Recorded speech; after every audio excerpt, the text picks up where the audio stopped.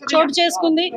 ఒక అమ్మాయిని మైనర్ బాలికని 9వ తరగతి చదువుతున్న ఒక మైనర్ బాలికని అతి కిరాతకంగా హత్య చేయడం అనేది మనందరం కూడా చూస్తున్నాము.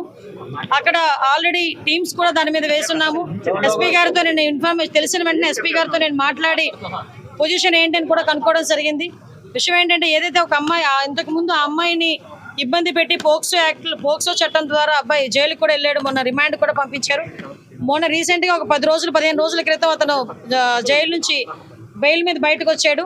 వచ్చిన తర్వాత ఆ అమ్మాయిని హత్య చేయడం జరిగింది. దానికి సంబంధించి ఇంచుమించుగా 18 పేజీల వాంగ్మూలం కూడా ఇంచుమించు వాంగ్మూలం ఒక లెటర్ కూడా పెట్టున్నాడు అక్కడ.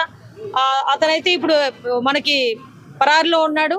ఎట్టి పరిస్థితుల్లోని కూడా పోలీస్ డిపార్ట్మెంట్ అంతా కూడా సుమారుగా 8-9 బృందాలు కూడా ఏర్పాటు చేయడం జరిగింది. అన్ని బృందాలు కూడా ఈరోజు అతనికి పట్టుకోవడానికి ప్రయత్నం కాదు, ఎట్టి పరిస్థితులు పట్టుకొని తీరుతాయి.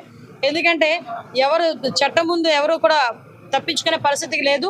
డెఫినెట్గా ఎవడైతే హత్య చేశాడో అతన్ని ఇమీడియట్గా మేము పట్టుకునే ప్రయత్నం కాదు, పట్టుకొని తీరుతాం. డిపార్ట్మెంట్ వాళ్ళకి కూడా చాలా క్లియర్ ఇన్స్ట్రక్షన్స్ వెళ్ళి చంద్రబాబు నాయుడు గారు, లోకేష్ బాబు గారు, పవన్ కళ్యాణ్ గారు కూడా దీని మీద ఆరా తీయడం జరిగింది, నాతో మాట్లాడడం జరిగింది.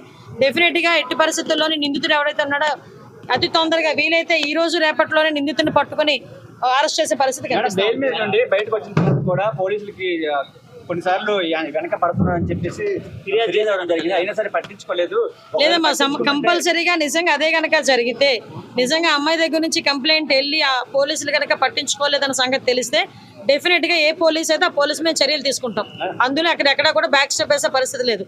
కానీ మాకు వచ్చిన ఇన్ఫర్మేషన్ ఏంటంటే అటువంటి పరిస్థితి ఏమీ లేదు. చాలా ఆఫ్ సడన్ వచ్చి అతను హత్య చేసి వెళ్ళాడు అన్నది మాకు వచ్చిన ఇన్ఫర్మేషన్.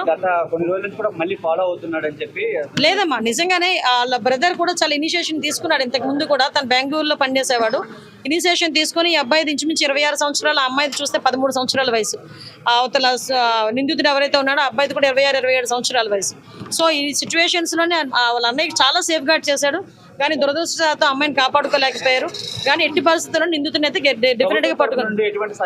కంపల్సరీగా చంద్రబాబు నాయుడు గారితో మాట్లాడతాం. ఎటువంటి పరిస్థితుల్లో అమ్మాయి చిన్నపిల్ల, మైనర్ బాలిక, ఆ అమ్మాయికి ప్రభుత్వం నుంచి అందాల్సిన సహాయ సహకారాలన్నీ కూడా అందిస్తాం మా కుటుంబానికి.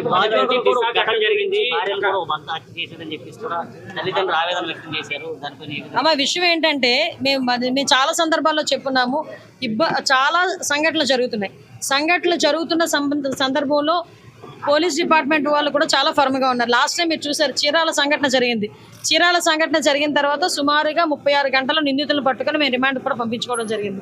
ఎక్కడ ఏమి జరిగినా చాలా యాక్టివ్గా పోలీస్ డిపార్ట్మెంట్ వాళ్ళు పనిచేస్తున్నారు.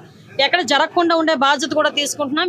వీటన్నిటికీ కూడా మూల కారణం గాంజాయి మత్తులో చాలా మంది చేస్తున్నారు, డ్రగ్స్ మత్తులో చేస్తున్నారు. కాబట్టి వాటిని పూర్తిగా ప్రక్షాళన చేయడానికి ఒక క్యాబినెట్ సబ్ కమిటీని కూడా ఏర్పాటు చేసుకుని మొన్ననే మేము టాస్క్ ఫోర్స్ కూడా ఏర్పాటు చేయడానికి కూడా సిద్ధంగా ఉన్నాం. ఒక టోల్ ఫ్రీ నెంబర్ అన్ని కూడా ఏర్పాటు చేస్తాం.